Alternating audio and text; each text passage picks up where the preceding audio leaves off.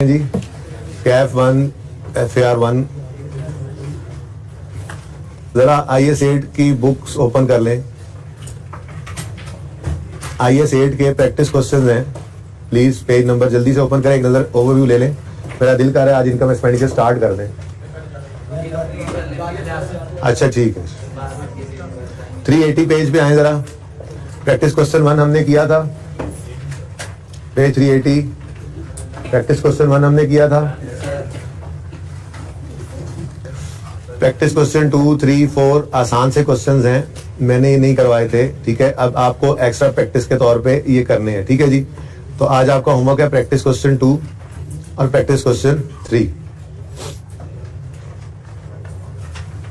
और 4, ठीक है जी। ये आपने आज करने हैं। होमवर्क में IAS 8 प्रैक्टिस सेट 2, 3 और 4, ठीक है। छोटे छोटे क्वेश्चंस हैं, इतना टाइम नहीं लगेगा, आधे घंटे में ये होमवर्क हो जाएगा, ठीक है जी।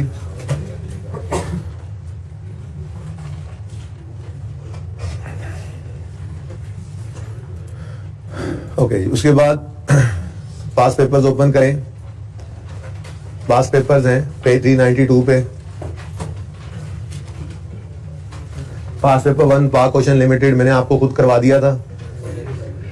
चांद पेंट्स पास पेपर 2 ये भी खुद ही करवा दिया था, लेकिन आपने उसको फिर कंप्लीट किया था जस्ट, ठीक है जी। नोट बनाया था, सही बन गया था, कोई मसला तो नहीं आया था।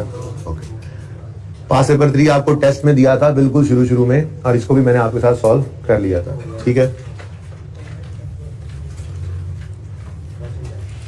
क्वेश्चन बैंक ओपन कर लें। क्वेश्चन बैंक के अंदर वंडर लिमिटेड हमने कर लिया था, मोहानी क्वेश्चन बैंक 2, 3 इसका नोट कर लिया था। 4 और 5 देख लेंगे, किसी वक्त मैं आपको दे दूंगा होमवर्क में। और क्वेश्चन बैंक 6 आपके होमवर्क में था, जो अभी तक डिस्कस नहीं हुआ, इसको डिस्कस करना अभी बाकी है, ठीक है।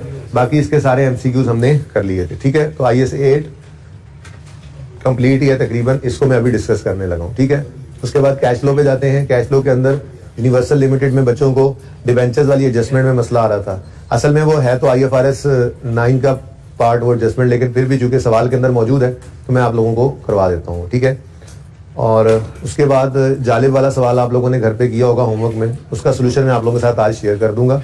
और आज MCQs उसके भी हम कर लेते हैं जितने हो सके, ठीक है। फिर कल नया टॉपिक शुरू कर देंगे, आज फिर इन चीज़ों को पूरा कर लेते हैं। कल टेस्ट के अंदर IS 8 भी हो सकता है, कैश फ्लो भी हो सकती है, सब कुछ हो सकता है जी, आपने जो आज तक पढ़ा हुआ है, ठीक है ना। प्रोबेबली IS 8 का ही कोई सवाल होगा, ठीक है।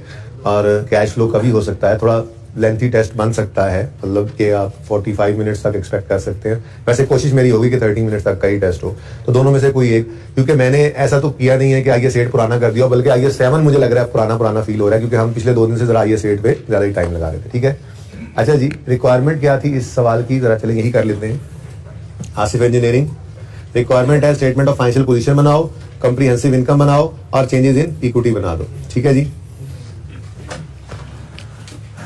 Following information has been taken from the financial statements of Asif Engineering for the year ended 31 December 15। उन्होंने फिर हमें ये ऑडिटेड और ड्राफ्ट, और 15 में खड़े हैं ना इस वक्त, तो 15 ड्राफ्ट है, बाकी दोनों ऑडिटेड है, ठीक है। अब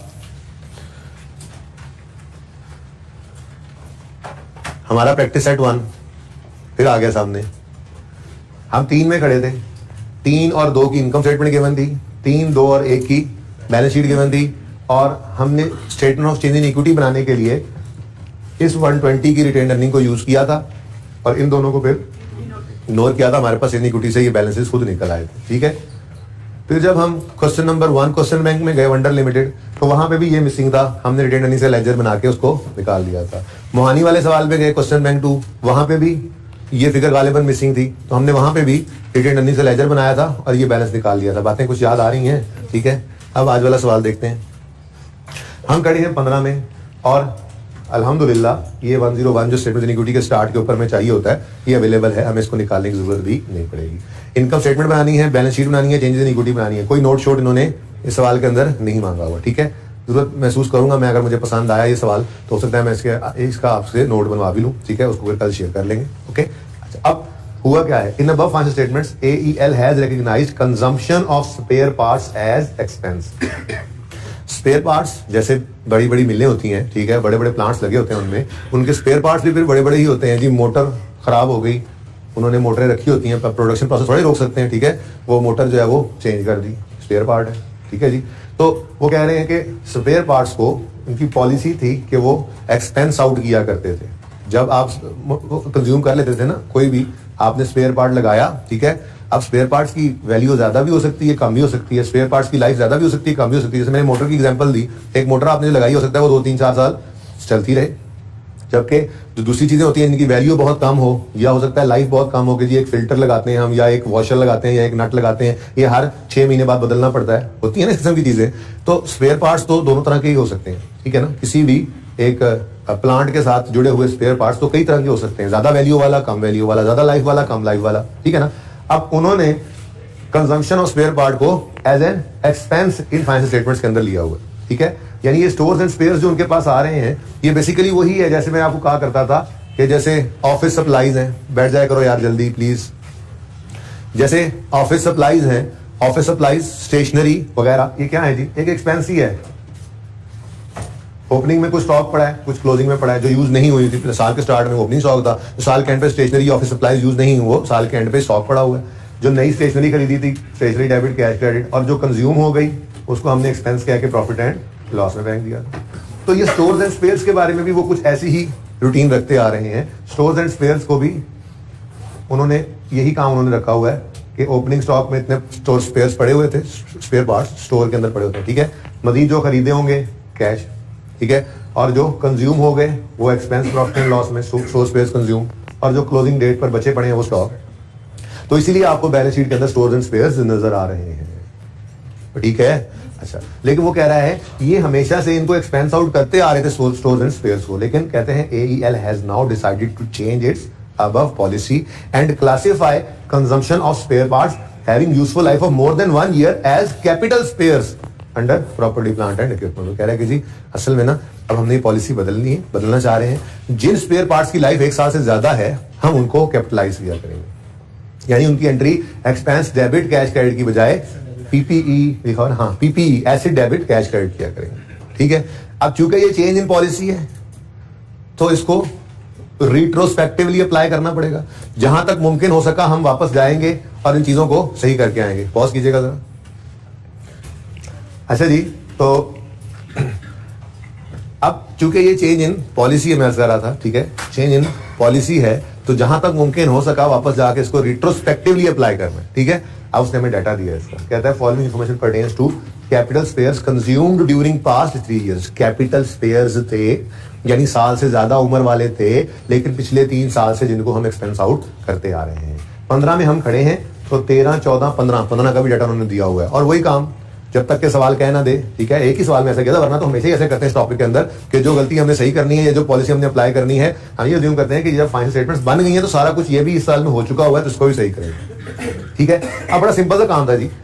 55 इश्यू किए गए थे पार्ट्स 2013 में और हमने कर दिया होगा उनको expense debit cash credit. Issue कर रहे हैं लेकिन मैं कैश ही क्रेडिट कर रहा हूं, ठीक है ना. करना चाहिए था एसिड डेबिट कैश क्रेडिट, ठीक है. तो सही करने के लिए क्या करेंगे, एसिड डेबिट एक्सपेंस क्रेडिट कर देंगे. अब अगला मसला आएगा कि चूंकि ये एसेट था जो कि कैपिटलाइज नहीं किया था, अगर करते तो डेप्रिसिएशन भी आती, तो फिर डेप्रिसिएशन को भी इंपैक्ट को लेकर चलना पड़ेगा. सिंपल सा क्वेश्चन था, ठीक है. तो चलो 3 साल क्विकली कर लेते हैं, 13, 14 और 15. वर्किंग वन,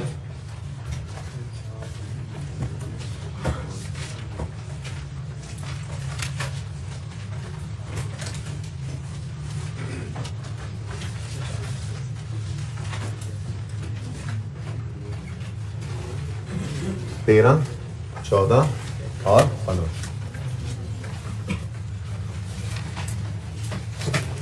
जी भाई देखें, ओरिजिनल होना चाहिए था PPE डेबिट कैश या पेबल या शो जो भी करना है क्रेडिट, ठीक है, वो तो मसला ही कोई नहीं है. रॉन्ग एंट्री क्या होती रही, मतलब पॉलिसी चेंज है लेकिन मैं आपको कहा कि हम रॉन्ग कह लेते हैं, जरा सवाल आसानी से कर लें, इसलिए रॉन्ग ही हो गया ना. जब पॉलिसी बदली तो पुराने वाली पॉलिसी वाला जो काम किया वो तो सही नहीं है, कह सकते हैं ओरिजिनल रॉन्ग, ठीक है. होता क्या रहा, हाँ चलो एक्सपेंस ही लिख लो, जान छुड़ाओ, एक्सपेंस डेबिट और कैश क्रेडिट। अब सही करने के लिए क्या करेंगे, होना चाहिए था पीपीई डेबिट, नहीं हुआ तो पीपीई को डेबिट कर लें, एक्सपेंस गलत डेबिट हो गया, सही करने के लिए। हाँ तो ये ज़बानी दिमाग में भी कर सकते हैं, काम तो अब यहाँ से शुरू हुआ। तो प्रॉपर्टी प्लांट इक्विपमेंट डेबिट और एक्सपेंस, स्टोर एक्सपेंस लिखना था, बस एक्सपेंस कर दो। स्टोर्स कंज्यूम्ड एक एक्सपेंस है तो एक्सपेंस क्रेडिट कर दो प्रॉफिट एंड लॉस में। अब बताओ भाई 13 में कितने स्टोर्स पार्ट कितने इशू हुए थे, 55, जिन्हें हमने एसेट में डेबिट करना था। ये वो हैं कैपिटल स्पेयर्स कह रहा है जिनकी एक साल से ज्यादा जिंदगी, जाकर उसने जिंदगी दी भी हुई है सब, ठीक है ना। तो ये 55 रुपए को एक्सपेंस में डाल दिया था, एसेट में डालना था, तो कर लो एसेट में वापस इसको। 55 से पीपीई डेबिट और एक्सपेंस क्रेडिट, ठीक हो गया। एक बार ये एक्सपेंस वाला सारा मामला कर देते हैं। 14 के साल में क्या हुआ, 39 रुपए से एक्सपेंस डेबिट हुआ। अब ये जरा ध्यान रख लो, ये जो,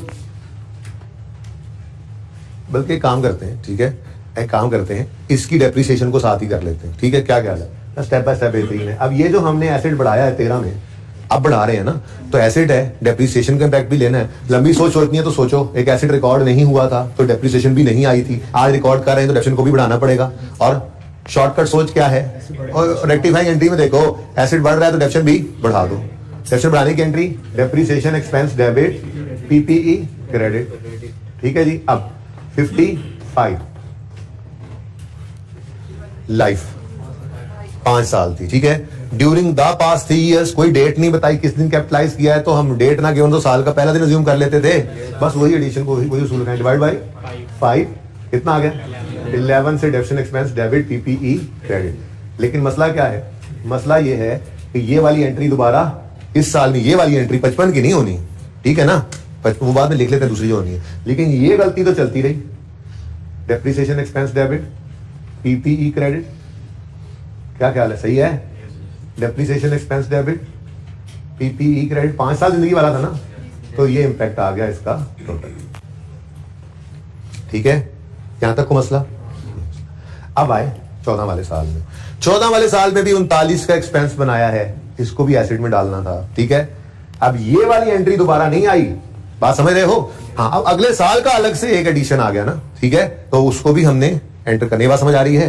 तो फिर इस साल के अंदर एंट्री हुई पीपीई डेबिट, मैंने पहले क्रॉस लगा के फिर इसको दोबारा लिखा है कि ये ना समझना कि ये दोबारा आ रही है, फिक्स एसेट की गलती एक बार होती है, वो सही हो गया, डेप्रिसिएशन फिर कॉन्टिन्यूसली चलती है। ये नहीं कह रहा कि हर साल ये 55 ही एक्सपेंस आउट करते थे, नहीं, 55 एक बार एक्सपेंस आउट हो गया था, उस साल में जाकर उसको एसेट बना लिया, अल्लाह खैर सल्लाह। अब डेप्रिसिएशन ने हर साल पे चलना है, ठीक है। तो पीपीई डेबिट एक्सपेंस क्रेडिट 39 से, अब इसका डेप्रिसिएशन इंपैक्ट यहां से ऑनवर्ड शुरू होगा, ठीक है।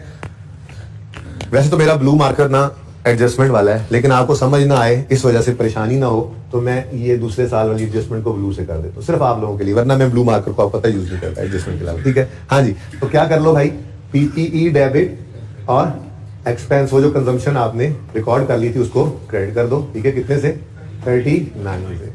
अब इसकी डेप्रिसिएशन का इंपैक्ट लेना है, तो एसेट बढ़ रहा है, डेप्रिसिएशन को भी बढ़ा दो, तो डेप्रिसिएशन एक्सपेंस डेबिट और एक्यूमुलेशन क्रेडिट कर लो, या बेहतर क्या था मैंने आपको बताया था पीपी क्रेडिट कर लो। अब इस 39 को लिखो यहां पर, इसकी लाइफ कितनी थी 3 years डिवाइडेड बाय 3, क्या आंसर आता है 13। लेकिन ये तो फिक्स एसेट है बना गया जो, तो अगले साल भी इसका इंपैक्ट आएगा।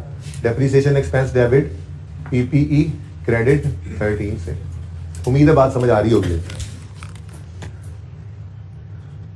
ठीक है।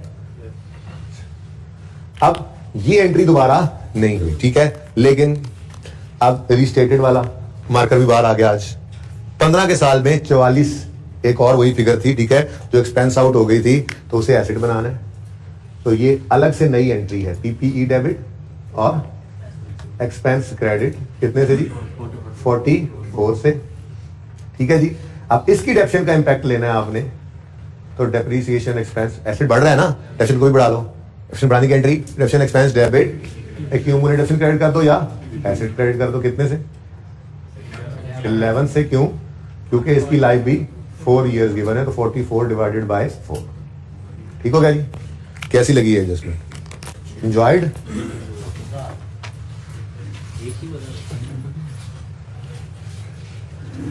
ले भाई, ये समझ में आता है? ये हमारा एक्सपेंस हो गया था गलती से, इसको सही करने के लिए एसेट बनाया, पॉलिसी चेंज की ना, अब इसको एसेट बनाया तो इसकी डिडक्शन का इंपैक्ट आया, फिर 11 11 11 कहानी खत्म। ठीक है, ये एसेट दोबारा सही नहीं करना था, लेकिन अगले साल में भी कुछ कंज्यूम कर लिए थे, एक्सपेंस आउट कर दिए थे स्टोर्स, वो भी 1 साल से ज्यादा लाइफ वाले थे, वो उन्होंने बताया 39 हैं, तो फिर अगले साल के अंदर ये जो हमने एंट्री की थी एक्सपेंस डेबिट कैश क्रेडिट होनी चाहिए थी, पीपीई डेबिट कैश, अगर चेंज पॉलिसी होती तो पीपीई डेबिट कैश क्रेडिट, तो फिर हम पीपीई डेबिट एक्सपेंस क्रेडिट कर लेंगे दूसरे साल वाले से। अब ये तो पिछले साल की डिडक्शन का इंपैक्ट चल रहा था, पिछले साल वाले 55 का, ठीक है, अब 39 के डिडक्शन एक्सपेंस का इंपैक्ट क्या आ गया, 13 और 13। ठीक है, अब ये एंट्री अगले साल दोबारा नहीं होनी थी, लेकिन अगले तीसरे साल में दोबारा से एक फिगर आ गई कि ये हमने इस 14 वाले साल में एक्सपेंस डेबिट कैश क्रेडिट कर दिया, 44 से होना चाहिए था पीपी डेबिट कैश क्रेडिट, अगर चेंज पॉलिसी होती तो फिर हमने पीपी डेबिट एक्सपेंस क्रेडिट कर दिया। अब इसकी डिडक्शन का इंपैक्ट आ गया, ठीक है ना, तो पहले साल वाली चेंज का इंपैक्ट तीनों साल में आया, दूसरे साल की चेंज का इंपैक्ट जाहिर है पिछले साल में नहीं आता, वो अगले 2 साल में आया, और तीसरे साल की चेंज का इंपैक्ट सिर्फ तीसरे साल के अंदर आया। ठीक है, क्लियर है, ये समझ आता है? नोट तो नहीं करना ना, तस्वीर बना लेना बाद में। अच्छा, अब उसने हमसे क्या मांगा हुआ है जी, क्या मांगा हुआ है? चेंज इन इक्विटी मांगी है, इनकम स्टेटमेंट भी मांगी है, बैलेंस शीट भी। अब पहले चेंज इक्विटी मांगी है तो पहले चेंज इक्विटी बनाए ना, बैठ जाना।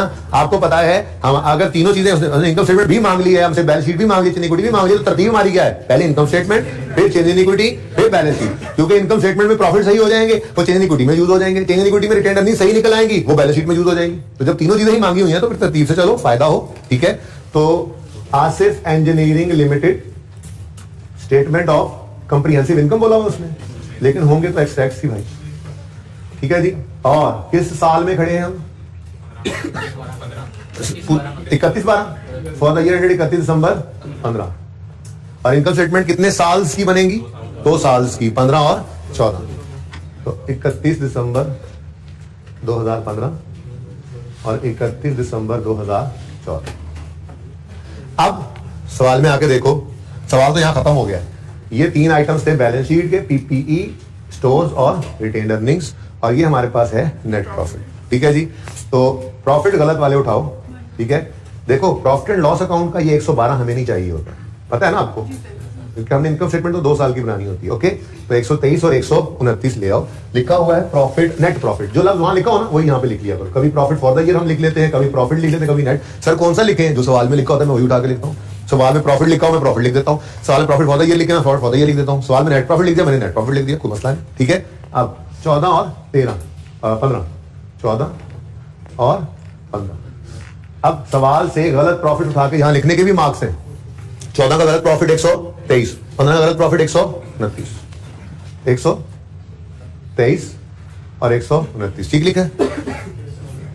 ठीक है जी, अब मेरा ब्लू मार्कर एडजस्टमेंट वाला बेचारा आज उधर इस्तेमाल हो गया, लेकिन कोई नहीं, अपना काम तो करेगा रूटीन वाला। ठीक है, अब 14 के साल के लिए सिर्फ 14 को देखना है, 15 के साल के सिर्फ 15 को देखना है। अब वो वाला फिर रिटेन्ड अर्निंग्स के ओपनिंग में एडजस्ट करते रहेंगे।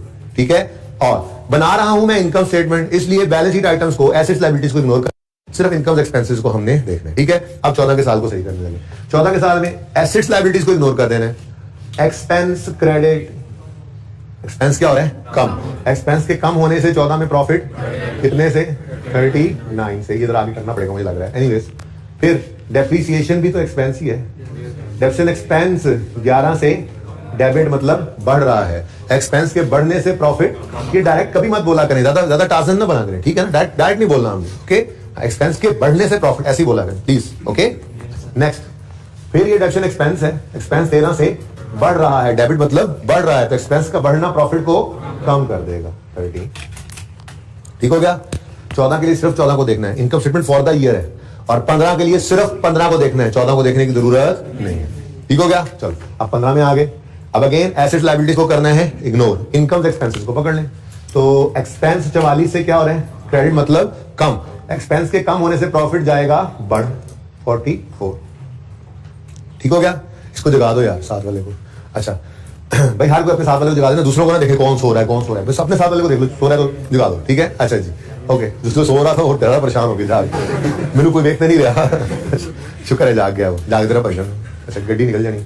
नेक्स्ट, डेप्रिसिएशन एक्सपेंस है, एक्सपेंस बढ़ रहा है, एक्सपेंस का बढ़ना डेबिट, ठीक है ना, एक्सपेंस का बढ़ना प्रॉफिट को कम कर देगा, -11।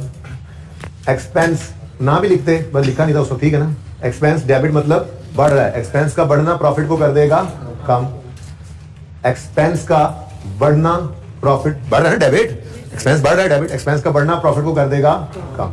Very beautiful question. थोड़ा सा इधर कर लें अब इनको। 31 दिसंबर 2015 और 31 दिसंबर 2014। अच्छा जी, बस 2 साल के प्रॉफिट लॉस बनाना होता है, पूरा हो गया तो काम पे। अब मुझे बताएं 14 का profit 138। Wow, what a coincidence, ये क्यों सेम हो गया? चलो एनीवेज, लेकिन 138 आपने लिख दिया है 14 के प्रॉफिट को, 123 था उसके पास, पड़े होंगे ये अकाउंट्स, तो फिर रीस्टेट। यार एटलीस्ट ये करते रहो कि जब ये पूरा हो जाए ना तो सिर्फ आंसर देख लो, 138 बराबर क्यों हो गया, गलती तो नहीं की था, सही है जी। यहां तक को मसला नहीं, नोट ना करें आप, गाड़ी नोट करिएगा, वो जमाना गुजर गया। चलो अब ये करो बगैर सोल्यूशन देखे, चुप करके देखो इधर। Next statement of changes in equity बनानी है, तो AEL statement of changes in equity, लेकिन अगेन एक्सट्रैक्ट्स होंगे क्योंकि हमारे पास तो सिर्फ रिटेन्ड अर्निंग्स अवेलेबल है ना, शेयर कैपिटल और शेयर प्रीमियम कोई चीज भी नहीं है, ठीक है ना। For the year ended 31 December 15, और एक्सट्रैक्ट क्यों है? क्योंकि हम सिर्फ रिटेन्ड अर्निंग्स का कॉलम बनाएंगे यहाँ, ठीक है। लेकिन आपको ये पता लग गया 15 में है, तो हमने तरीका क्या बताया था? तरीका याद रखा करें, 2 लाइनें खाली छोड़े, ठीक है, और फिर अपनी मामूल की कार्रवाई शुरू करें, जो इस टॉपिक से भी पहले सीखी थी स्टेटमेंट इन इक्विटी में, ठीक है। सादा स्टेटमेंट, तड़के बगैर वाली सादा स्टेटमेंट इन इक्विटी के अंदर हमने जो सीखा था वो काम, ठीक है। 2 लाइनें खाली छोड़ दें, ओपनिंग ना एडजस्ट करना पड़ जाए, वैसे करना पड़ रहा है लेकिन चलो छोड़ दो तरतीब। और क्या लिखो? ओपनिंग बैलेंस, ओपनिंग बैलेंस, फिर क्लोजिंग बैलेंस, और फिर क्लोजिंग बैलेंस। ये 31 दिसंबर 15 को यहां पर लिख लो, 31 दिसंबर 14 ये बन जाएगा, और ये 31 दिसंबर 13 भी लिख सकते हो आप, 1 जनवरी 14 भी लिख सकते हो, आपकी मर्जी, ठीक है। अब ये 14 का साल, ये 15 का साल, नेट प्रॉफिट ऑफ 14 के साल में आ जाएगा,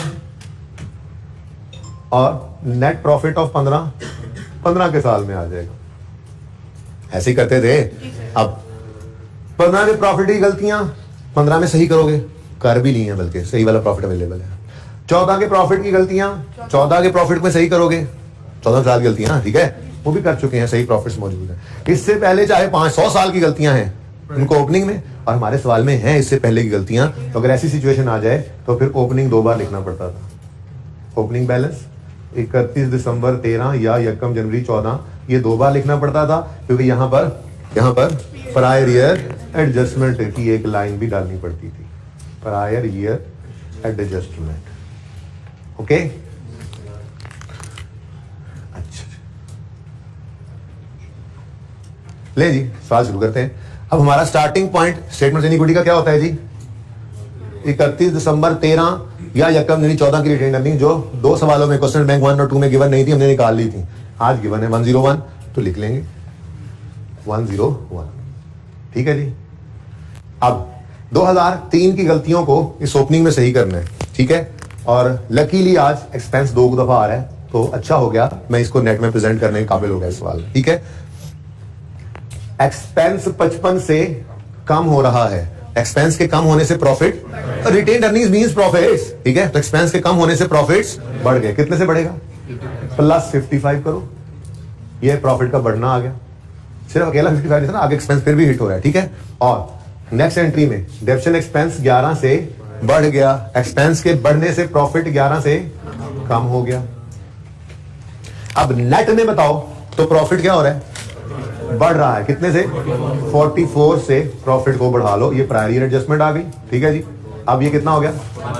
145, लेकिन आपको इसके साथ रीस्टेटेड लिखना पड़ेगा, क्योंकि अभी अभी आप देख के आए हो उसके पास जो ऑडिटेड फाइनेंशियल स्टेटमेंट गई हुई हैं उनमें रिटेन्ड अर्निंग्स का ये बैलेंस 101 था, तो आपने ऐसे इसको कहा कि जी ये बैलेंस जो है वो रीस्टेटेड है, ठीक है।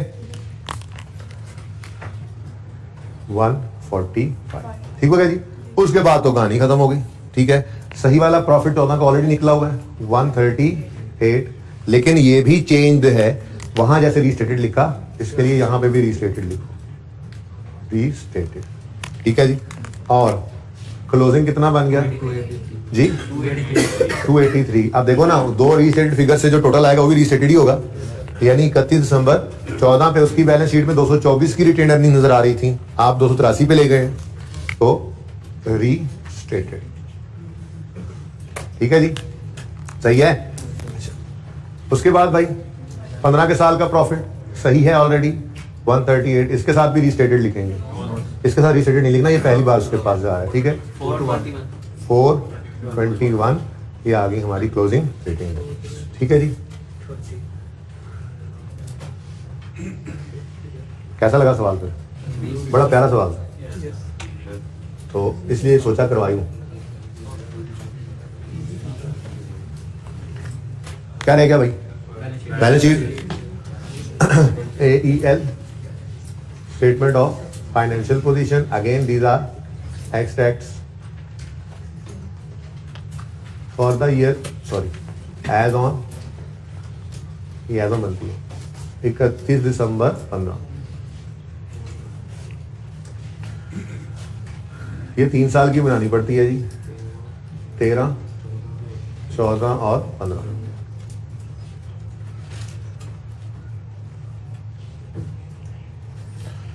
हाँ जी, 3 चीजें अवेलेबल हैं, प्लांट है, स्टोर्स हैं और रिटेन्ड अर्निंग्स हैं। ठीक है जी, 2 मिनट में ट्राई करें। हाँ,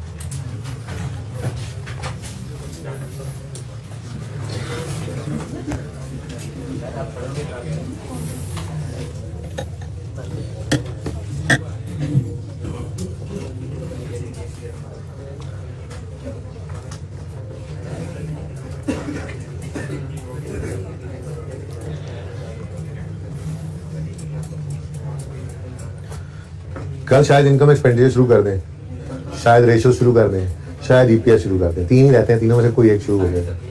अभी कैसे डिसाइड करूं? सारा कुछ ही वॉल्यूम 2 में, तुम्हें क्या तकलीफ है?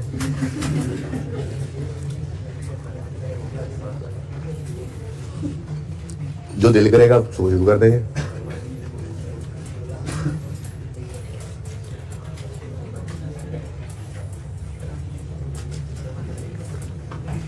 शायद इनकम एंड एक्सपेंडिचर ही शुरू करें, शायद ईपीएस शुरू कर दें, रेशियोस को एंड पे रख लेते हैं। चलो 2 में से कोई एक शुरू करेंगे। ठीक,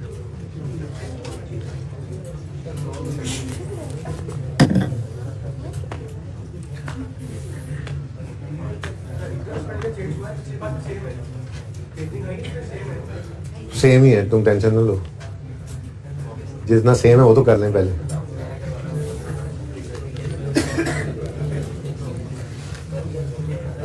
भाई रिटेन्ड अर्निंग्स तो रेडीली अवेलेबल थी, पीपी पे आपने थोड़ी सी मेहनत की और स्टोर्स पे की, बनाने की जरूरत नहीं है, सोल्यूशन से ही देख लें बस।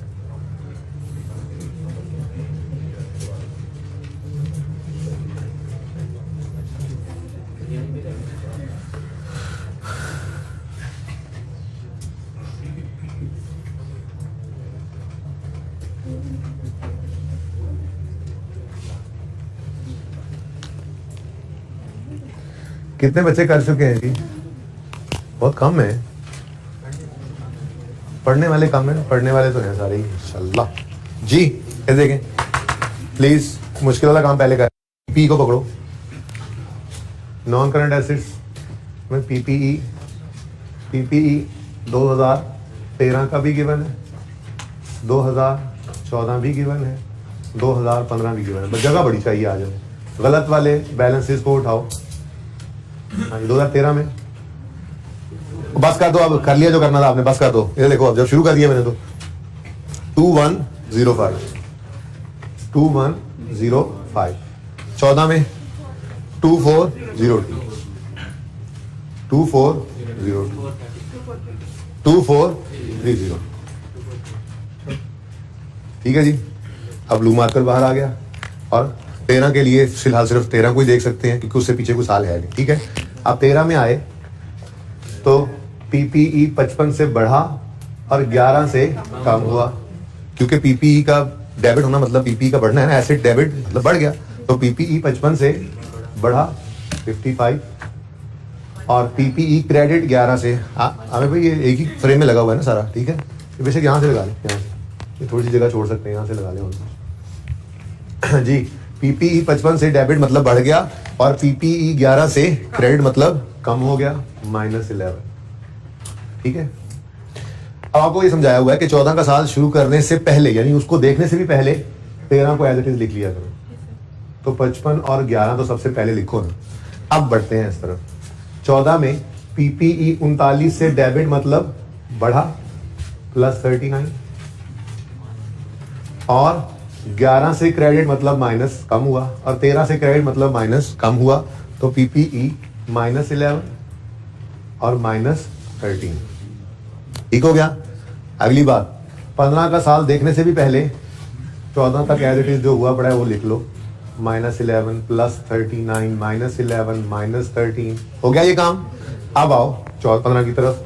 44 से पीपीई डेबिट हुआ +44, जरा इधर आ जाएगा माजरा, ठीक है।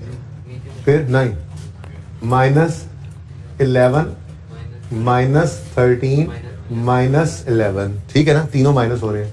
तो भाई कह रहे हैं, चलो मान लेते हैं भाई, ठीक है। -11 -13 -11, ये 44 से लेके ये अगले 4 पता है ना 15 के साल के, ओके जी। तो बताएं जी 13 का 2149 2461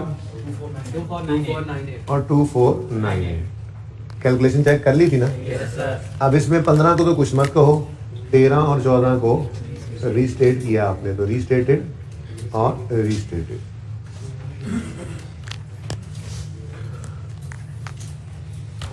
उसके बाद एसेट्स में होंगे स्टोर्स, क्या अल्फाज लिखे हैं, and spheres, stores and spheres. ये तो देखें जी, बना हुआ है, इधर देखें, स्टोर्स एंड स्पेयर्स का लेजर बन रहा है। हमें एतराज हुआ इस फिगर पे कि इसको एक्सपेंस नहीं एसेट बनाना था। इससे क्लोजिंग पे कोई असर पड़ेगा? एक फिगर एक्सपेंस में ले गए थे ना, वो सवाल कह रहा है कि इसको एक्सपेंस में नहीं ले जाना था, इसको एसेट में लेके जाना था। तो मतलब उसकी एंट्री जो यहां से ऐसे हो रही है, एक्सपेंस डेबिट स्पेयर्स क्रेडिट, मैंने कैश लिख दिया था आसानी के लिए, असल तो एंट्री यही हुई है। वो कह रहा था ना issued during the year, consumed, issued during the year, तो उसकी एंट्री असल में तो बनती थी एक्सपेंस डेबिट स्टोर स्पेयर्स का अकाउंट क्रेडिट, चलो कैश लिख दिया बहरहाल। यानी कि इस अकाउंट ने क्रेडिट होना था पहले साल 55 से ही क्रेडिट हुआ है।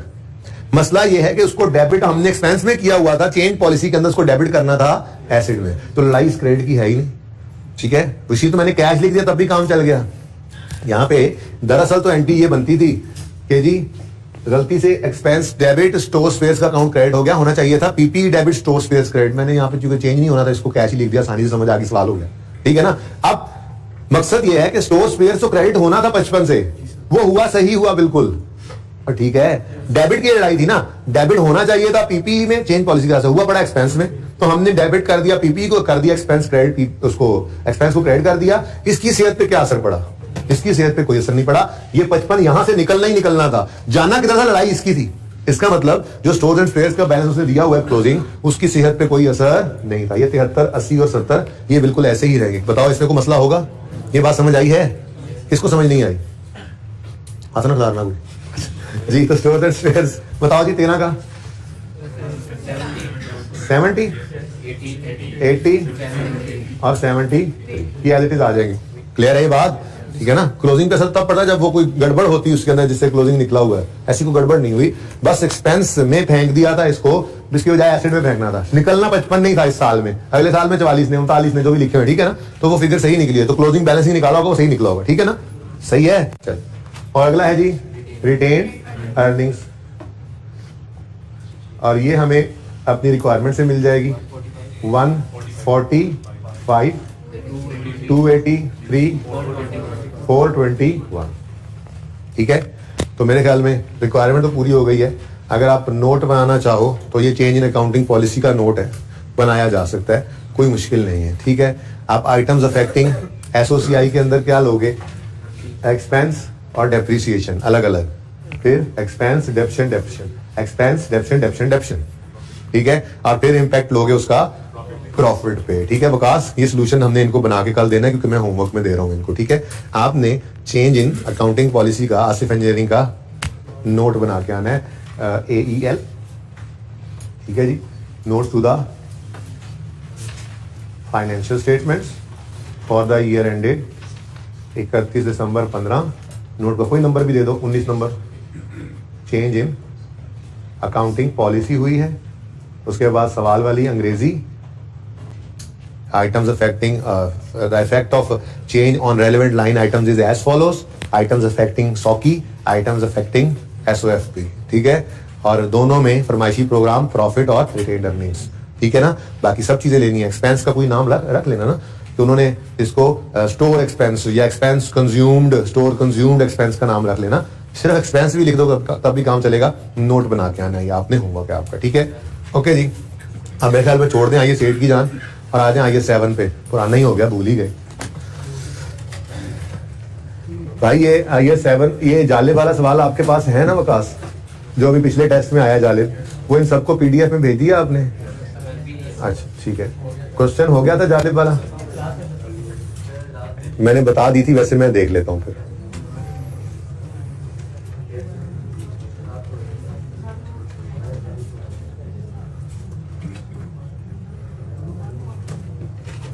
मिल नहीं रहा।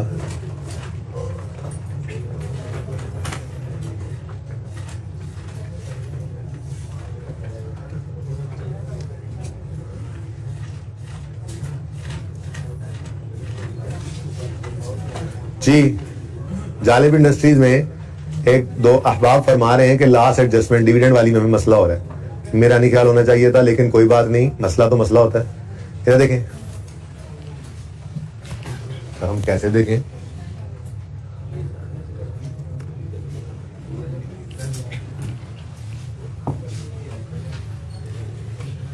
भाई आसिफ इंजीनियरिंग का नोट बना के मुझे दिखाना है आपने फटाफट, ठीक है ना आसिफ? आसिफ ठीक है ना आसिफ जी। भाई साहब हम इस वक्त कैश फ्लो बना रहे हैं 2015 की, ठीक है। 2015 वो साल जो 1 जनवरी 15 को शुरू हुआ होगा और 31 दिसंबर 15 पे खत्म हुआ होगा।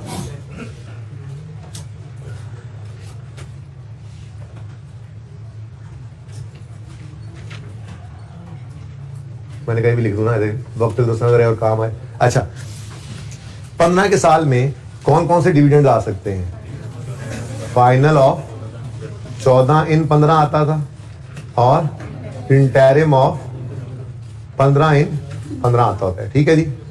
अब इस सवाल के अंदर कंपनी का सिर्फ फाइनल डिविडेंड दिया उन्होंने, ठीक है। तो वो कह रहा है ऑन 15 जनवरी 16, यहां कहीं खड़े होकर कह रहा है जी, company declared final dividend for the year ended 31 December 15। 15 का फाइनल तो होता ही 16 में है, तो इस 7.5 को काट दो।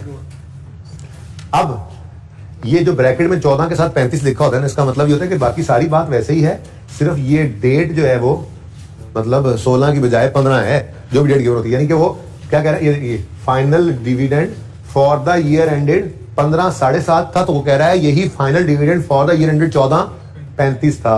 अब हम 15 के साल में खड़े हैं, तो इसमें फाइनल ऑफ 14 आया करता है, फाइनल ऑफ 15 तो 16 में जाता है, ठीक है। तो हमने 7.5 को इग्नोर कर दिया था। ये 35% ये हमारी स्टेटमेंट ऑफ बल्कि रिटेन्ड अर्निंग्स का लेजर बना रहे थे, ठीक है। हमने रिटेन्ड अर्निंग्स के लेजर के अंदर कैश डिविडेंड है।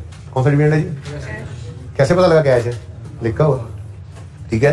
तो कैश डिविडेंड तो रिटेन्ड अर्निंग्स के कॉलम में डिविडेंड पेएबल, ये जो भी आपका कैपिटल का लेटेस्ट बैलेंस होना था ना, उस पर मल्टीप्लाइड बाय 35% करके आपने ये एंट्री करनी है, ठीक है। कितने से? 35%। तो डिविडेंड पेएबल के लेजर से फिर पेड निकल के आना था, जो व्हाटएवर नेक्स्ट। ऐसे ही वो कहता है एंड ऑन 15 जनवरी कहानी चल रही थी ना, company declared final dividend for the year 15, कौन सा वाला? बोनस 12.5 कौन सा है? 7.5 उन्होंने दिया था कैश डिविडेंड और 12.5 बोनस डिविडेंड है, बोनस ईयर्स। तो ये भी 15 का फाइनल है, इसको इग्नोर करना था। हाँ 14 वाले फाइनल को लेना था, लेकिन वो था ही कुछ नहीं, 0%, ठीक है। ये आपकी एडजस्टमेंट। और कोई मसला इस सवाल में? जी जी बिल्कुल, ओपनिंग पे और शेयर कैपिटल के ओपनिंग पे लगना था। लेट मी देख किधर गया, ये issued subscribed and paid up capital 300 है ना, तो यहाँ पे 300 इंटू 35% लगेगा, ठीक है। और जी सवाल में कोई सवाल? ग्रेचुटी,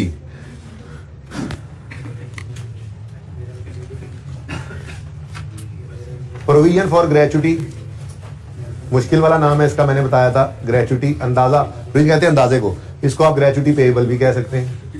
जो सवाल में लिखा हो बात एक ही है, मतलब एक ही है। मैंने इसलिए ग्रेचुटी, प्रोविजन फॉर ग्रेचुटी लिख दिया कि सवाल में कहीं प्रोविजन फॉर ग्रेचुटी लिखा हो तो आप परेशान ना हो जाए। मींस ग्रेचुटी पेएबल, ठीक है। सवाल के अंदर ग्रेचुटी पेएबल का लफ्ज था। 27.5 ओपनिंग है 27.5 और क्लोजिंग है 38.6। ये वो बच्चे सवाल कर रहे हैं जिन्होंने सवाल को किया है। कितने बच्चे जाले वाला सवाल घर से करके आए हैं? वाह, आधे से ज्यादा बच्चे। ट्राई क्या, अब इसमें ट्राई क्या, सोल्यूशन नहीं मौजूद था। ट्राई वाला सवाल भी दफा हो गया, सोल्यूशन नहीं है यार, कह रहे हैं बच्चों को दिया ही नहीं। अभी सेंड करो सोल्यूशन, अभी अभी अभी अभी अभी अभी बिल्कुल अभी। अच्छा सुने प्लीज प्लीज जी, वो कर देता हूँ, वो आज करूंगा, ठीक है जी, क्योंकि उनको आज ही लेक्चर जाना है, उसके साथ सोल्यूशन जी मैं भी कर देता हूँ। अच्छा जी, वो मैंने कर दिया था भाई, उनको अपलोड कर दिया था, आपको नहीं अवेलेबल किया, कर ले। ओके सुने प्लीज प्लीज, ओपनिंग क्लोजिंग आ गया पेएबल, इसको जगा दो। और अब आते हैं एडजस्टमेंट पे। ये एडजस्टमेंट है, provision for gratuity made during the year. Provision कहते हैं अंदाजा, ग्रेचुटी का अंदाजा मेड ड्यूरिंग द ईयर या paid during the year. Payment नहीं है ये, किसी भी एक्सपेंस की तरह से ये ग्रेचुटी एक्सपेंस का असल में लेजर है। मैंने कहा था बिल्कुल उस तरह से जैसे इंटरेस्ट का लेजर आता है, वारंटी का भी वैसे ही है, ग्रेचुटी का भी वैसे ही है। ये बात आपसे डिस्कस की थी ना मैंने, ठीक है। तो इस लेजर में कैश सिर्फ आता है, एक्सपेंस डेबिट कैश क्रेडिट, और एक्सपेंस की फिगर क्रेडिट साइड का आती है, ठीक है। अब सवाल के अंदर उसने सिर्फ देखना ये हुआ करेगा पेड की फिगर दी है या एक्सपेंस की, क्लियरली बता देगा। यहाँ पे अगर ये 15.5 पेड होता तो वो यूं कहता gratuity paid during the year is 15.5। लेकिन यहाँ पे क्या कह रहा है, प्रोविजन फॉर ग्रेचुटी मेड, यानी वो जो एस्टीमेट की बेस पे एक्सपेंस रिकॉर्ड करते हैं वो कितना है 15.5। तो 15.5 क्या है जी, एक्सपेंस की फिगर, ग्रेचुटी एक्सपेंस 27.5 था ना, ये 27.5 था ना, देख के आऊं, सही है। अच्छा अब बैलेंसिंग फिगर 4.4 है। तो ये एक्सपेंस प्रॉफिट की फिगर तक आते आते माइनस हो चुका होता है, ऐड बैक करना होता है। लेकिन मसला क्या था, ये डायरेक्ट मेथड था, इसलिए प्रॉफिट तो शुरू नहीं किया था, इसको ऐड नहीं किया होता, उधर ऐड नहीं करते। लेकिन ये ग्रेचुटी पेड माइनस हो जाती है। अब ये तो बात हो गई, बात समझ में भी आती थी, लेकिन एक मसला तो और था ना। वो मसला क्या था, डायरेक्ट मेथड में भी एक्सपेंस का कंसोलिडेटेड लेजर तो बनता है, बोलो, जिसमें एक्सपेंसेस नजर आते हैं। अब जब आप ऊपर जाकर देखते हैं तो आपको एक्सपेंसेस के इस लिस्ट के अंदर या तो कॉस्ट ऑफ सेल नजर आता है, या ऑपरेटिंग एक्सपेंसेस आते हैं, या फाइनेंशियल चार्जेस आते हैं, या लॉस ऑन एसेट है। अब कहीं पे आपको ये ग्रेचुटी एक्सपेंस 15.5 नजर नहीं आ रहा, तो फिर पक्की बात है ये ऑपरेटिंग एक्सपेंसेस में छुपा पड़ा होगा। अब जो आपने एक्सपेंसेस का एक कंसोलिडेटेड लेजर बनाना शुरू किया हुआ होगा, उस एक्सपेंसेस के लेजर में आपने सिर्फ ऑपरेटिंग एक्सपेंसेस ही लेने हैं ना, कॉस्ट ऑफ सेल तो इन्वेंटरी के लेजर में चला जाता है। तो ये जो आपने फिगर उठानी थी, किधर गई 554, ये 554 जो यहां पर लिखते होते हैं आप, पता है ना आपको, ठीक है। इसमें से आपने ये 15.5 माइनस करना था, क्योंकि ये नॉन कैश है। ये एक सिर्फ मसला था इस सवाल के अंदर, ठीक है। जैसे कि आपने यहां से डेप्रिसिएशन माइनस करनी होती है, जैसे इसमें पड़ा हो, अगर लॉस जो के पड़ा नहीं, अगर पड़ा होता लॉस ऑन डिस्पोजल माइनस करते हैं, जैसे इसमें इंपेयरमेंट देखा था हमने, पड़ी हो तो माइनस करते हैं, बिल्कुल वैसे ही ये ग्रेचुटी एक्सपेंस माइनस करें। ग्रेचुटी पेड लेना था, वो हमने ले लिया, ऑपरेटिंग एक्टिविटीज में जो है वो डाउन, ठीक है, सही हो गया। और कोई मसला सवाल में? तो मसला सिर्फ यही था वैसे देखा जाए। कितने बच्चों ने किया हुआ ये सवाल? इंशाल्लाह आज बाकी सारे बच्चे भी कर लेंगे, ठीक है।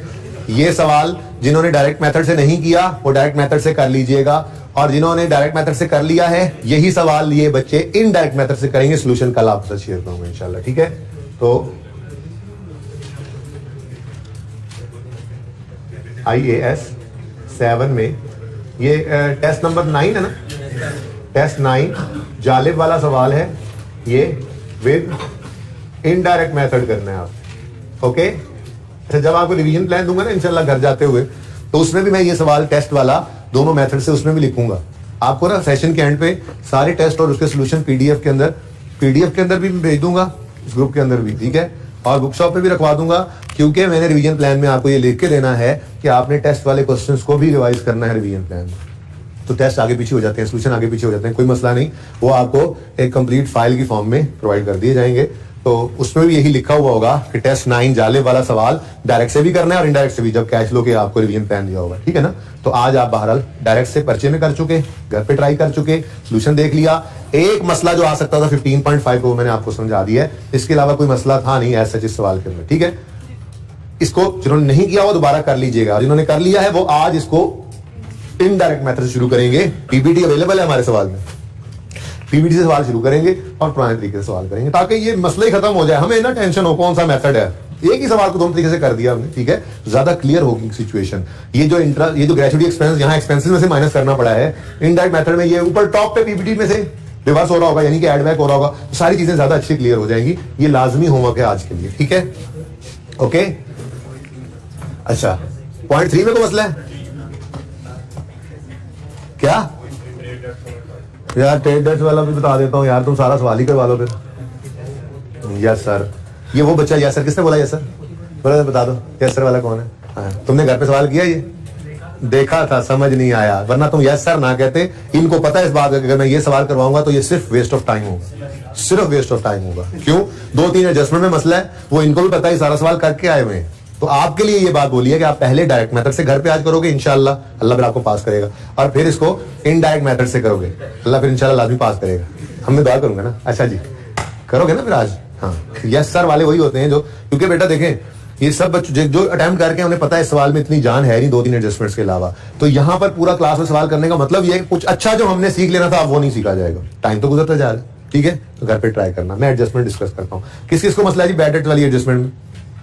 देखें, adjustment bad and doubtful debt वाली बिल्कुल वैसे ही जैसे मैंने यूनिवर्सल में समझाई थी। अगर आप सवाल कर रहे हैं डायरेक्ट मेथड से तो आपको डेटर के लेजर की जरूरत है, और डेटर का लेजर हमेशा ग्रॉस पे बनता है, नेट पे बन ही नहीं सकता, और प्रोविजन को अलग रखना पड़ता है। हमने इनडायरेक्ट मेथड में रूल बनाया था, बैड डेट रिटर्न ऑफ को इग्नोर करो, प्रोविजन को डेटर में से नेट करो, और नेट डेटर को यूज करो वर्किंग कैपिटल में। जब डायरेक्ट मेथड में आया था तो मैंने कहा था नहीं ये सब कुछ नहीं कर सकते, आपने ये दोनों लेजर्स बनाने, और डेटर का लेजर ग्रॉस पे बनता है, ठीक है। अब अगर आप बैलेंस शीट को देखें तो बैलेंस शीट के अंदर आपको डेटर्स नजर आ रहे हैं, आ रहे नजर, ट्रेड डेट्स, ठीक है, लेकिन कहीं पे प्रोविजन नजर नहीं आ रही। अब अगर तो सवाल के अंदर प्रोविजन फॉर डाउटफुल डेट कहीं दे दिया उसने कि रेट है, मेंटेन करते हैं, तो फिर फंस गए। फिर पता लग गया आपको कि डेटर्स अगर प्रोविजन है और बैलेंस शीट में नजर नहीं आ रही, जो कि नजर भी नहीं आती होती, ठीक है, तो फिर मतलब डेटर्स क्या पड़े हुए हैं? नेट। हमें इनको ग्रॉस करना पड़ेगा, क्योंकि डायरेक्ट मेथड में तो हमें लेजर बनाना जरूरी है, ठीक है। अब चलते चलते सवाल में खुशी खुशी डेटर को देख के आए थे, डेटर पड़े हैं, कोई प्रोविजन नहीं है, एडजस्टमेंट नंबर डी आ गई, trade debts written off during the year amounted to 1 million. इससे भी इतनी टेंशन नहीं हुई, राइट ऑफ हो गए, ठीक है, राइट ऑफ हो गए, ओके डन कर लेंगे। ओह किधर गया हो? It is the policy of company to maintain the provision for doubtful debt at 5%। इसका मतलब वो प्रोविजन बनाते रहे हैं, ठीक है। अगर प्रोविजन मेंटेन करते हैं तो मतलब ओपनिंग प्रोविजन भी थी, क्लोजिंग भी थी, ठीक है। अब हमारे पास तो 5% और 1 रुपए का बैड डेट है 1 मिलियन, ठीक है। अच्छा, अब हमारे पास ये मामला है कि सवाल में हमें ट्रेड डेट्स नजर आ रही हैं और नीचे कहता है प्रोविजन मेंटेन करते हैं, और पूरी बैलेंस शीट में कहीं पे हमें प्रोविजन नजर नहीं आई, तो फिर लाजिम है कि ये नेट है, लाजिम है, ठीक है। अब ये वाला नेट ब्रॉड डाउन में नहीं लिख सकता मैं, ठीक है, ना ही क्लोजिंग की जगह पे लिख सकता हूं, ठीक है। तो फिर एक छोटी सी वर्किंग कहा था कर लेना, वो वर्किंग क्या होगी? क्रॉस और लेस करो इसमें से gross debtors, less provision for doubtful debt is equal to net debtors. अब हमें सवाल के अंदर नेट डेटर्स गिवन थे, क्लोजिंग भी ओपनिंग, ये नेट डेटर्स है जी। ओपनिंग 24.7 है, क्लोजिंग किधर गया? 28.5,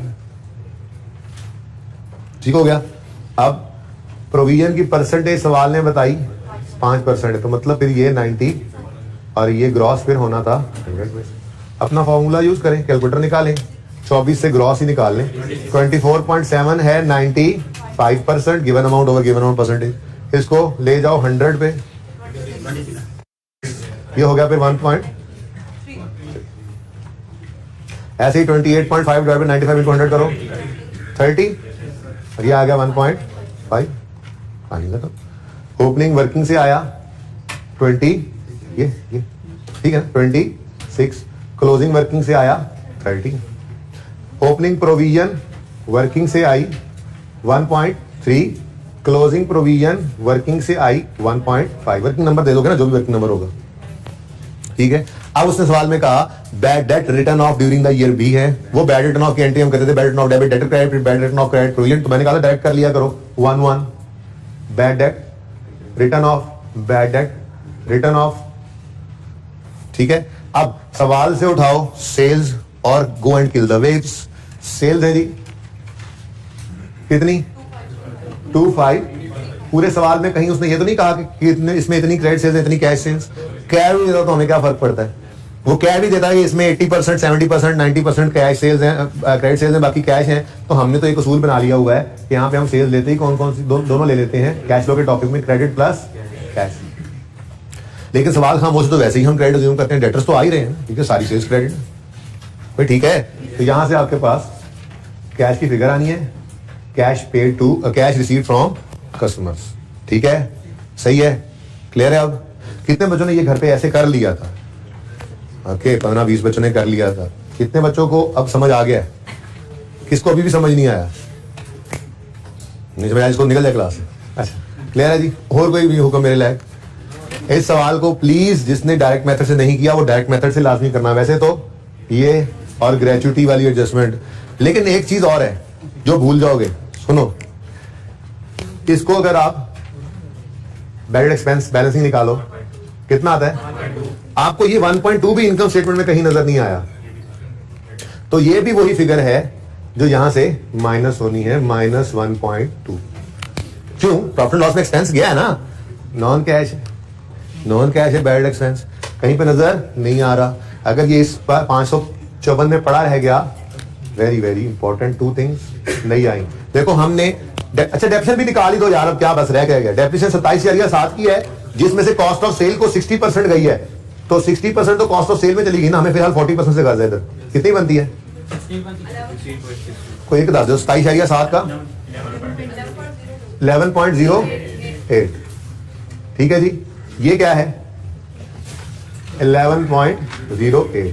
अच्छा देखो डेप्रिसिएशन और इंपेयरमेंट, ये मैंने जो सवाल करवाया था उसके अंदर आ गई थी, याद है ना, ठीक है। आज ग्रेचुइटी एक्सपेंस और बैड एंड डाउटफुल डेट भी, बैड एक्सपेंस भी आ गया। और क्या हो सकता है? लॉस उसने वैसे अलग रखा हुआ है, मैक्सिमम हो सकता था कि लॉस ऑन डिस्पोजल भी इसमें पड़ा होता तो वो भी माइनस कर देते, ठीक है।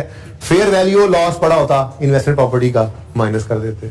तो अब थोड़ा सा तो इन दोनों सवालों को इकट्ठा करना बहुत जरूरी है, मतलब इस एक सवाल को दोनों तरह से करना बहुत जरूरी है, ठीक है ना, क्योंकि ये सारी चीजें यहां पे एक्सपेंस की फिगर निकालने के लिए आप माइनस कर रहे हैं, माइनस माइनस माइनस, ठीक है। अब जब आप डायरेक्ट मेथड से इनडायरेक्ट मेथड मूव करोगे तो ये डेप्रिसिएशन एड बैक होती नजर आएगी टोटली सारी प्रॉफिट में, ठीक है। और ये 15.5 एक्सपेंस एड बैक होता नजर आएगा, और ये प्रोविजन नहीं नजर आई। क्यों? क्योंकि इनडायरेक्ट के अंदर हम बैड रिटर्न ऑफ को इग्नोर करते हैं, प्रोविजन को नेट करके नेट डेटर्स को ले लेते हैं, अल्लाह खैर अल्लाह, ये वहां पे नजर नहीं आएगा, ठीक है। मेरे ख्याल में ये 3 ही एडजस्टमेंट। जरा सोल्यूशन देखना भाई विकास, मैं खुद देख देता हूं आपको, मेरे पास है ना सोल्यूशन जी।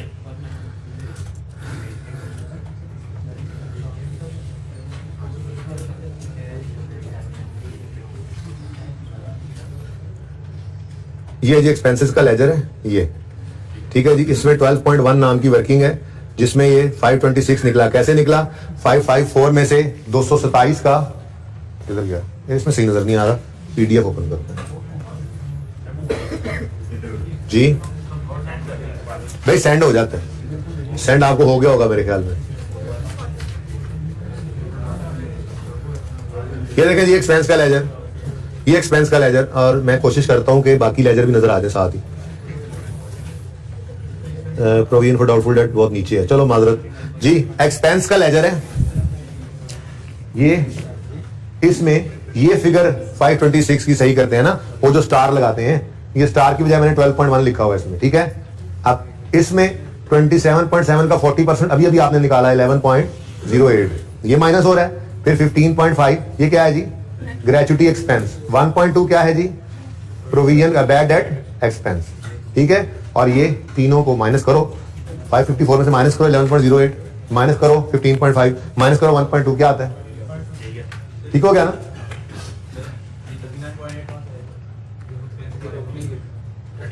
ये बेटा वर्किंग से आया है, ये ओपनिंग बैलेंस है ना। Opening balance pre paid accrual and pre payment में गालिबन एडवांस टैक्स पड़ा था, जब उसको माइनस किया था तो मैंने वो कल बताया था, ये तो बात मैं कल बता गया था कि एडवांस टैक्स को माइनस कर लेना। देख लेते हैं यार, ये देखो एक्रूवल एंड अदर पेएबल्स आ रहे हैं, ये नहीं है, किधर गया? ये pre payments and other receivables हैं, सवाल के अंदर गिवन थे, ये एडवांस टैक्स माइनस किया तो ये ओपनिंग क्लोजिंग ये गए थे लेजर में। अलग से लेजर इसका बनेगा ना टैक्स का, ये जो वर्किंग कैपिटल में जाता था ये एक्सपेंसेस के लेजरे में जाएगा ना भाई। सारे एक्रूवल प्री पेमेंट्स कहां जाते थे? सही है, समझ आ गई है? चलो कोई खैर है, ये अभी क्लास में बैठे बैठे चीजें समझ आ गई, टेस्ट था ना भाई, ठीक है। और जी और बस, अब इसमें कोई मसला नहीं है। अच्छा अब मैं तो ये कहता हूं कि थोड़ी हिम्मत करो, सुनो इधर इधर देखो, इधर देखो, इधर देखो। फिलहाल इसकी माफी देता हूं, ठीक है। आपने आसिफ इंजीनियरिंग का नोट बनाना है और जाले वाले को इनडायरेक्ट और डायरेक्ट दोनों से करना है एक ही सीटिंग में बैठ के। मैं दोनों ही सॉल्यूशंस इंशाल्लाह आज शाम तक आपके साथ शेयर, अल्लाह करे दूसरा मेरे पास हो डायरेक्ट मेथड वाला, तो अगर मौजूद हो पिछली बार वाला तो शेयर कर दूंगा, वरना फिर देखूंगा, ठीक है ना। लेकिन इसका तो आ ही गया होगा आपको। बहरहाल ये दोनों आप इस एक सवाल को ना इन दोनों मेथड से कर लें, इंशाल्लाह फिर मार नहीं पड़ने वाली आपको इस टॉपिक के अंदर। आप 70-80% मार्क्स इंशाल्लाह ले लेंगे जिस मर्जी मेथड से वो पूछ ले, ठीक है ना। तो 70-80% काफी होते हैं, एब्सोल्यूट तो कोई भी नहीं कह सकता कि 100% हो जाएगा, वो तो फिर अल्लाह ही जानते हैं, ठीक है ना। तो 70-80% मार्क्स हो जाएंगे, और अगर लग गई तो रोजी, ना लगी तो रोजा, क्या मतलब कभी कभी 20% भी हो जाते हैं, सही हो जाए सवाल। बहरहाल ये आपने करना है। आगे बढ़ते हैं जी अब। अच्छा जी जरा आप आ जाए यूनिवर्सल लिमिटेड, एक एडजस्टमेंट उसमें बाकी थी, उसको भी देख लें। ये उधार सुधार अब पूरे हो रहे हैं, ये सवाल कभी कर लेना दोनों मेथड से, ओए होए होए, मेरा दिल गार्डन हो जाएगा, ठीक है। और इंशाल्लाह आपको बहुत फायदा होगा, ठीक है ना। बहुत ही फायदा होगा, क्या बताऊं आपको।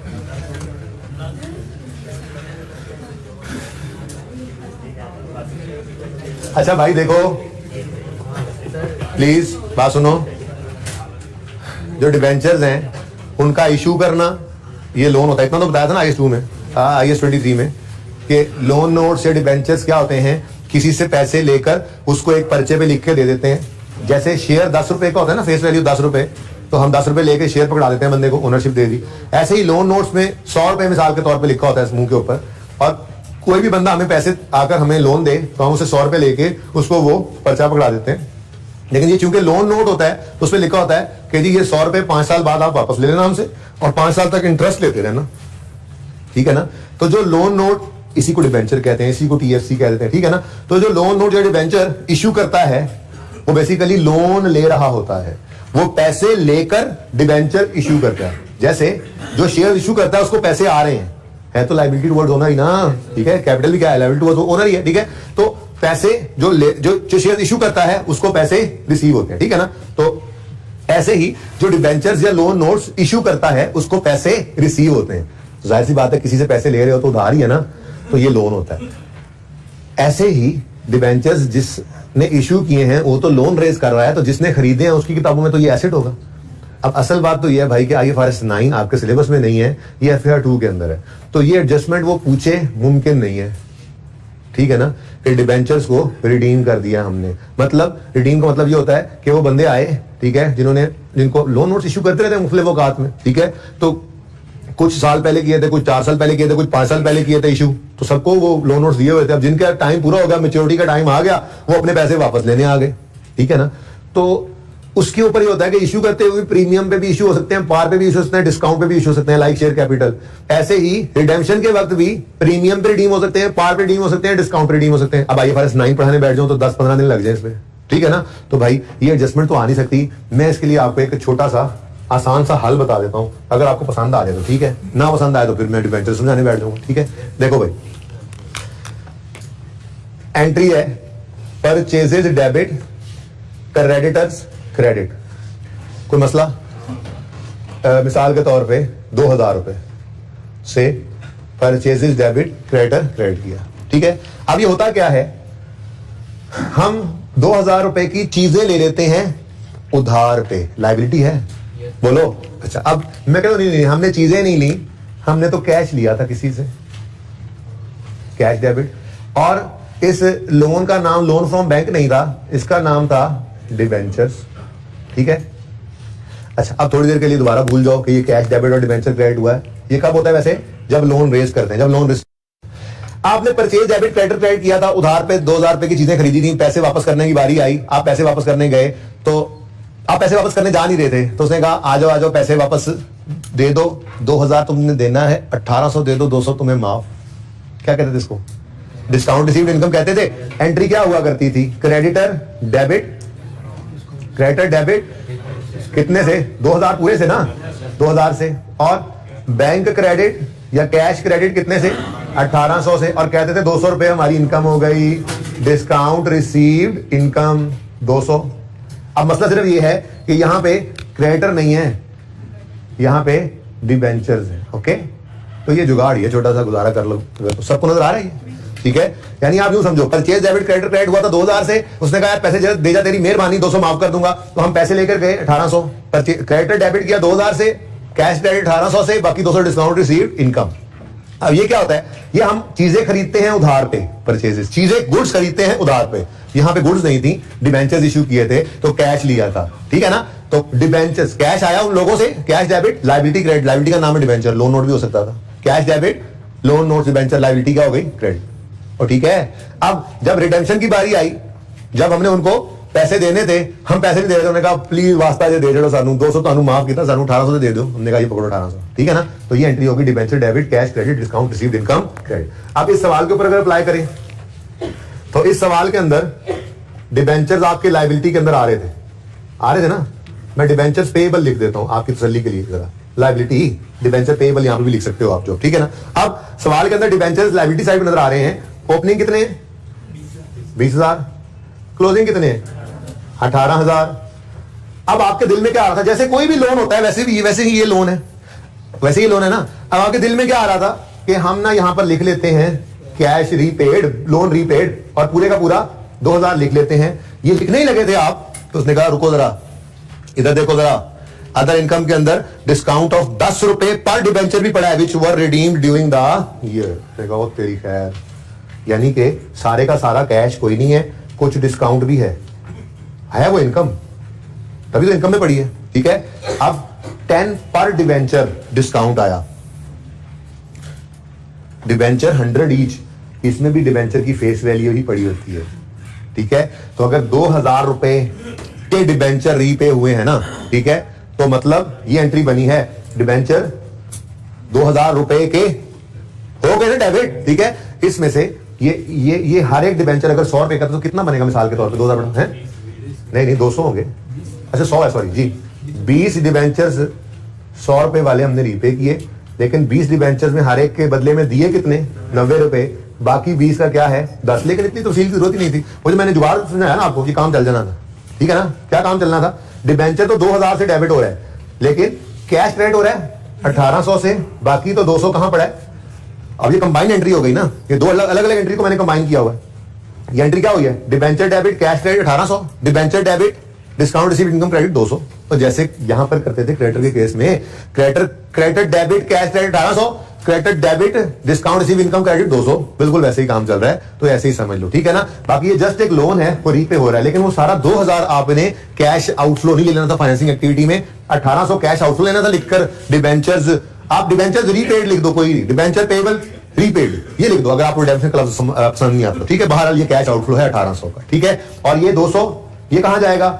ये चूंकि डायरेक्ट मेथड से आप कर रहे हो, ठीक है, तो पीवीडी से शुरू हुए नहीं हो कि ये अदर इनकम ऐड हो गई है तो लेस करें, तो इसलिए इसको जस्ट आपने इग्नोर कर देना इस सवाल के अंदर। यही सवाल अगर आप इनडायरेक्ट मेथड से कर रहे होते तो पीवीडी से स्टार्ट किया होता, तो ये 200 रुपए उस इनकम में ऐड होकर आया होता ना, तो उसको लेस करते हैं हम, ठीक है।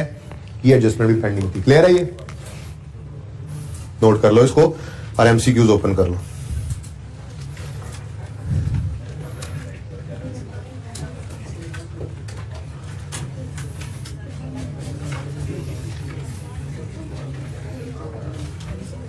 आज हमने किया क्या क्या है भाई?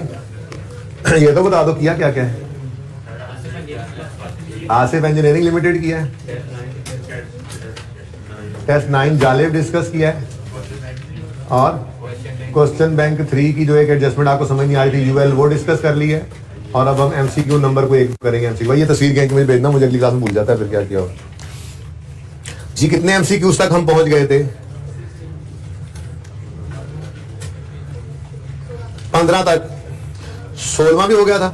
अच्छा अब जी मैंने आपसे कहा था कि कैश फ्लो के टॉपिक के अंदर मैं नहीं आपको एमसीक्यू सारे करवाऊंगा, क्योंकि आपने करने छोड़ दिया आईएएस 8 के एमसीक्यू की डिस्कशन को देख के ना यार मैं सारे करा ही देने हैं, छोड़ो बस ठीक है, करा ही देने का, पढ़ ही करना है। तो इसलिए मैंने अप्रोच बदल ली। 15 तक मैंने पूछा था जिस जिस एमसीक्यू में मसला है वो पूछ लो, ठीक है। तो जो जो पूछा बच्चों ने वो बता दिया। एक चांस और देता हूं, 15 तक एमसीक्यूज के अंदर हमने डिस्कस जो किए हैं वो 15वां किया था, 7वां और 8वां किया था। पहला मैंने वैसे ही कर दिया था, फिर मुझे एकदम से ख्याल आया था कि इस तरह से किया तो फिर तो उन्होंने नहीं पढ़ना, ठीक है ना। तो पहला मैंने वैसे ही एक्सीडेंटली कर दिया था। 7वां 8वां और 15वां मैंने डिस्कस किया था। यहां तक, बल्कि 16वें तक किसी को कोई और मसला है इन एमसीक्यूज के अलावा किसी में, वो पूछ ले मुझसे। 15 वाला दोबारा वो कहते हैं जी, where are companies financial statements complying with IFRS should you find proceeds of non current assets. बेटा मुझे ये बताएं, पहले आप बताएं कि अगर फिक्स एसेट हम बेचते थे तो डिस्पोजल प्रोसीड, सेल प्रोसीड, जो कैश रिसीव होता है डिस्पोजल पे, वो कहां नजर आया करता है हमारी कैश फ्लो में? इन्वेस्टिंग एक्टिविटीज में, ठीक है। अब वो ये कह रहा है कि फाइनेंशियल स्टेटमेंट्स में कहां नजर आता है ये कैश इनफ्लो। देखो क्या इनकम स्टेटमेंट में ये कैश रिसीव नजर आता है? प्रॉफिट एंड लॉस में तो बेटा गेन लॉस आता है, फिर बैलेंस शीट में नजर आता है, आपको नोट में नजर आता है। नोट में तो एसेट की कॉस्ट निकलती है, अक्यूमुलेशन से अक्यूमुलेशन निकलती है, वहां पे भी ये कैश नजर नहीं आता। स्टेटमेंट चेनी गुडी में नजर आता है? कहीं नहीं नजर आता। तो रह क्या गया? कैश फ्लो, उसमें तो हमने देखा था, तो सिर्फ कैश फ्लो में ही आता है, ठीक है। अच्छा ये आईएफआरएस की बात की, अब एक थोड़ी सी बात कर दूं मैं आपको एडिशनल। हम एफआईआर 2 में जब फाइनेंशियल स्टेटमेंट्स बनाएंगे ना, उनमें अगर पीपीई का नोट आएगा ना, तो डिटेल ऑफ डिस्पोजल का भी एक सब नोट बनता है, पर वो आईएफआरएस ने नहीं रिक्वायर किया, वो हमारे कंपनी एक्ट ने रिक्वायर किया। मैंने बताया था, इसलिए मैं बनवाता नहीं हूं। जब वो सब नोट बनाए ना, तो उसके अंदर 5-6 चीजें उसने कहा, बताओ बुक वैल्यू बताओ, सेल प्रोसीड्स बताओ, गेन लॉस बताओ, किसको बेचा नाम बताओ, किस मोड से बेचा बताओ। तो उस केस पे फाइनेंशियल स्टेटमेंट्स के अंदर नोट्स में भी वो नजर आ सकता है, सेल प्रोसीड्स की फिगर नजर आ सकती है। लेकिन ये सवाल की रिक्वायरमेंट में फिर भी हम उसको ना लिखें। क्यों? क्योंकि वो क्या कह रहा है, where a companies financial statements complying with IFRS, साथ ये तो नहीं लिखा हुआ and companies act, where you will find sale proceed, ठीक है ना। तो सादा बात, सेल प्रोसीड सिर्फ कहां नजर आती है? कैश फ्लो के अंदर, इन्वेस्टिंग एक्टिविटीज में कैश इनफ्लो के तौर पर, ठीक है। हाँ भाई 16 कोई मसला? 16 तक और कोई? 17 18 19 20 19 तक कोई मसला नहीं है? टाइम वैसे पूरा हो गया। 19 तक कोई मसला नहीं है, चलो। अच्छा अब देखो, कल मैंने नया टॉपिक शुरू करना ही करना है। ये एमसीक्यू 2-2 भी दिन के करेंगे ना तो हो जाएंगे, ठीक है ना।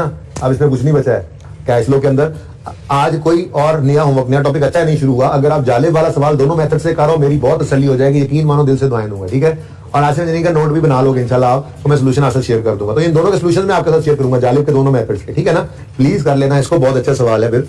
अच्छा 20 पे कहता है, how much cash has been generated from operations, less interest, less tax, less dividend से ऊपर तक जो कैश फ्लोज होते हैं ना, उनको कैश जनरेटेड फ्रॉम ऑपरेशंस कहते हैं। आपकी कैश फ्लो स्टेटमेंट के अंदर भाई ये पैकिंग कर दे भाई, बस ये आखिरी MCQ. Statement of cash flows में आपकी ऑपरेटिंग एक्टिविटीज में पीबीटी से कहानी शुरू होती है, एडजस्टमेंट फॉर नॉन कैश करते हैं आप, सिर्फ चार्जर उतार के फिलहाल रखना, लैपटॉप चलता है। उसके बाद adjustment for working capital items आता है। नीचे क्या आता था? Less tax paid, interest paid और डिविडेंड पेड। भाई इससे ना ऊपर ऊपर ऑपरेशंस होते हैं, मैंने शायद एक आध बार आपको बताया भी था, ठीक है ना। तो आपको अगर वो कैश जनरेटेड फ्रॉम ऑपरेशंस, असल में ना अपने कैश फ्लो वाले टॉपिक की ना जरा पेज 1 ओपन करें, चैप्टर का पेज 1 ओपन करें, पेज 1 इस टॉपिक का, मुझे पेज नंबर भी बताएं। आज तो दिन से खोलोगे भाजन, ये है पेज नंबर है जी 515, पेज 515 पे सब आए। एक फॉर्मेट बना हुआ है इनडायरेक्ट मेथड का, इस फॉर्मेट को 2-4 बार सिर्फ पढ़ लेना। इसमें क्या लिखा हो देखो, PBT, adjustment for non cash, फिर operating cash flow before working capital, फिर एडजस्टमेंट फॉर वर्किंग कैपिटल, फिर कैश जनरेटेड फ्रॉम ऑपरेशंस, फिर लेस पेड। तो ये एक दो बार पढ़ लेना ताकि जहन में रहे। अब उसने हमें क्या कहा, ये कर दो, चार्जर उतार के कर लो, ठीक है जी। उसने हमें क्या कहा कि कैश जनरेटेड फ्रॉम ऑपरेशंस जरा बता दो, ठीक है बता देते हैं। Net cash inflow from financing activity, ये तो यहां पर नहीं आएगा। Net cash outflow from investing activity, नहीं। Increase in cash and cash equivalent, ये भी नहीं आएगा। इनकम टैक्स पेड, ये भी नहीं आएगा। इंटरेस्ट पेड, ये भी नहीं आएगा। तो फिर क्या आएगा भाई? हाँ अच्छा, टैक्स पेड है, गिवन है। टैक्स पेड तो है ही नहीं भाई सवाल में। इंटरेस्ट पेड, अच्छा है, सॉरी 65। फिर इंटरेस्ट पेड, ये ऊपर नीचे हो गया जरा माजरा, ठीक है 12। इंटरेस्ट टैक्स ऊपर नीचे हो गया, ठीक है। अच्छा डिविडेंड है सवाल में? नहीं है, ओके। उसके बाद उसने हमें बताया कि कैश फ्रॉम ऑपरेशंस, ये कोई नहीं है, ये उसको नहीं पता। अप्रोच समझ रहे हो, ठीक है। Net cash flows operating activities के सवाल में गिवन नहीं थे। गिवन होते तो इतना ना, थोड़ा सा बस प्लस माइनस करते ऊपर चले जाते, ठीक है। अब वो कहता है फाइनेंसिंग एक्टिविटी का 145 है, इन्वेस्टिंग एक्टिविटी का net net net net inflows और आउटफ्लोज, ठीक है, वो क्या है जी 160। तो आपने करना क्या है, आपने करना क्या, आपको सी गिवन है नेगेटिव पॉजिटिव है, नेट कैश इनफ्लो 145। उसके बाद ऊपर गए, आपको बी गिवन है 160 नेगेटिव है, वो जैसे चलता था, ठीक है ना। और ऐसे फिर ए आपको गिवन नहीं है। अब पहले आप पहुंचोगे, ये कौन सा, ये नेगेटिव है, आपने रिवर्स वर्किंग करनी है। कैश इनफ्लो आउटफ्लो लिख चुके हैं आप, ए प्लस बी प्लस सी आपके पास नहीं है अवेलेबल, नहीं है ये भी अवेलेबल, ठीक है। जो फिगर आनी है उसमें जो ऐड होना है वो उसने बता दिया।